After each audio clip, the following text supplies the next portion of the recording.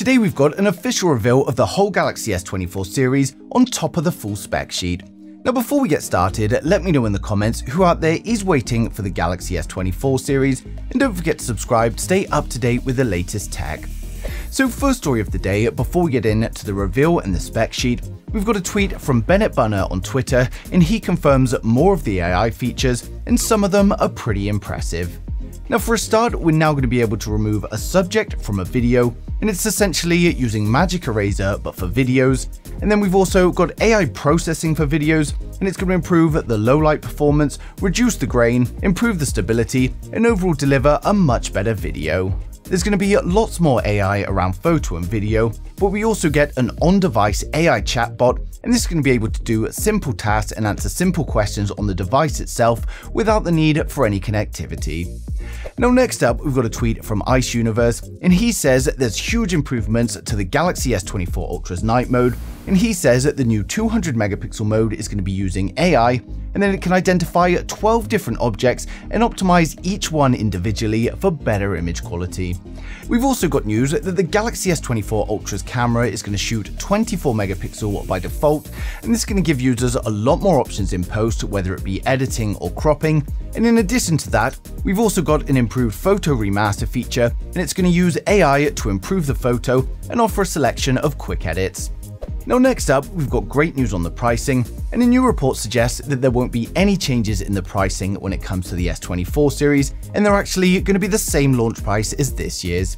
Now this means it's about $800 for the S24, $1,000 for the S24 Plus, and then $1,200 for the S24 Ultra. I guess because they share so many similarities with the predecessor, Samsung may have been able to save on the R&D costs to keep the price competitive. Next up, we finally got the full reveal along with the full spec sheet, and if we start with the spec sheet that was leaked by Evan Blass, it shows most of the information I've been giving you over the past few weeks is correct, and it also shows some big improvements to the whole lineup. Now for a start, all three models are going to have a peak brightness of 2600 nits, which is pretty impressive. And then both the Galaxy S24 Ultra and the S24 Plus are going to support Quad HD Plus resolutions. Now it confirms that there's no 16GB of RAM variant for the Ultra, and 12GB is the highest. And it also confirms that there won't be any changes to the fast charge speeds of the phones. Now all phones are IP68 water resistant, and of course it shows that the S24 Ultra is going to feature the new titanium frame, whereas the other two phones are going to be using aluminium. And then on the spec sheet it confirms all three models are going to be powered by the Snapdragon 8 Gen 3. But before the global fans get too excited, it's important to note that this could be marketing material from a country like USA, where all models will be using the Snapdragon 8 Gen 3. In Europe and the UK, we're still getting the Exynos 2400 for the S24 and the S24 Plus.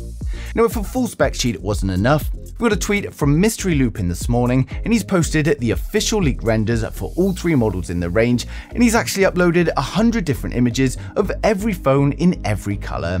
The images give us a full look at every phone from every angle, and it shows us that this is exactly what the S24 series is going to look like.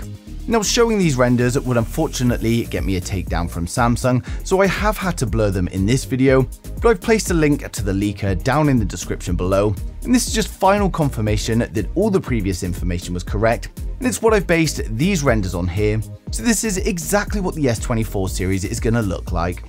Now of course, launch is going to be on the 17th of January in San Francisco, so it's not long until we've got the official reveal from Samsung themselves. And for those of you excited, we're now going to run through the full specs, design, and the expected pricing for each model of the Galaxy S24. Now for my regular viewers, you guys have seen this, so just skip to the next video, but if you're new here, then hit subscribe now and we'll get right into it.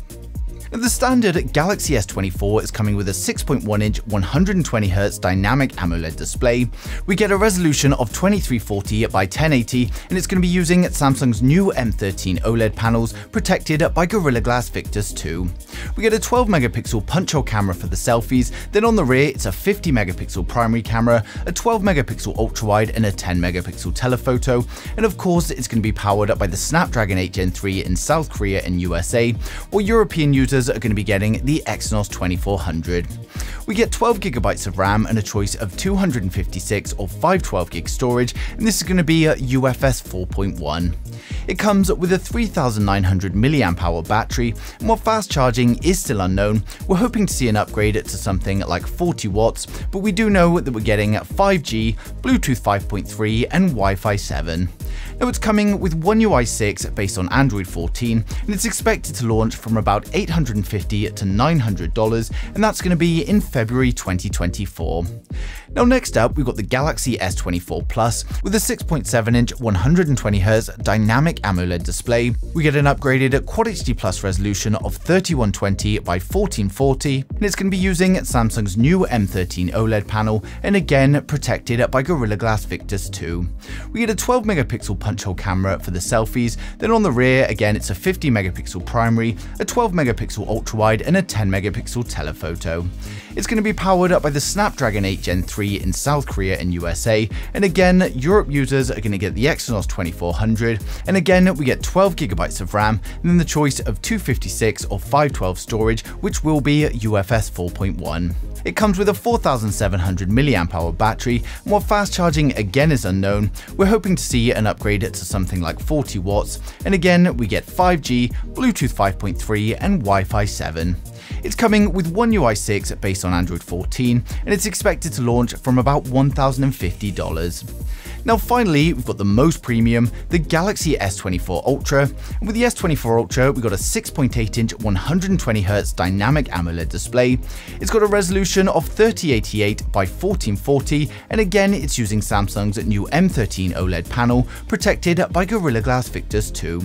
We get a 12-megapixel punch-hole camera for the selfies, then on the rear, it's a 200-megapixel primary camera, a 12-megapixel ultra-wide, we get a 50-megapixel 3x telephoto, as well as a 10-megapixel telephoto with 10x optical zoom. Despite previous rumors, it's going to be powered up by the Snapdragon 8 Gen 3 in all regions, and it's only the S24 and the S24 Plus that are still going to be using the Exynos. And with the S24 Ultra, we get up to 12GB of RAM with up to 1TB of storage, and this is of course UFS 4.1. It comes with a 5000 mAh battery, and while fast charging is still unknown, when it comes to the Ultra, we're hoping for an upgrade of something closer to 60 watts, and we're also going to get 5G, Bluetooth 5.3 and Wi-Fi 7. Now it's coming with One UI 6 based on Android 14, and it's expected to launch from $1,250. So overall, the Samsung Galaxy S24 Ultra brings a fresh design with more strength and a much brighter display, on top of upgraded hardware and lots of new AI features. Now after seeing all these specs and AI features, it's actually a much better upgrade than we first anticipated, and the inclusion of the Snapdragon 8 Gen 3 in all models of the Ultra feels like a great move from Samsung. Now with upgrades across the whole lineup, which should see plenty of success, because of the similarities to its predecessor though, it's probably not going to make anyone with an S23 Ultra rush for an upgrade, but for anyone with an older S phone or looking to get their first S phone, then it's going to be a great choice. Now of course, being so close to launch, more and more details are going to continue to come in, and I'm going to be sharing them as soon as they do, so make sure you subscribe so you don't miss a thing in the future.